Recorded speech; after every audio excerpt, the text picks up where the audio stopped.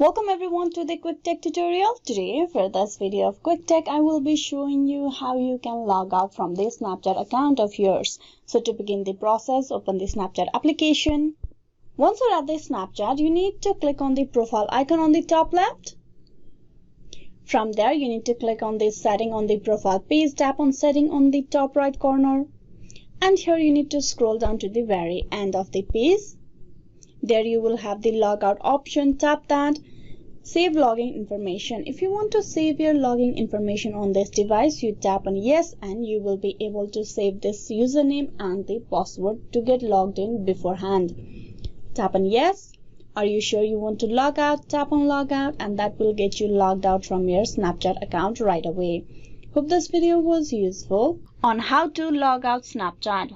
Please like and subscribe the Quick Tech tutorial. Thank you for watching till the very end.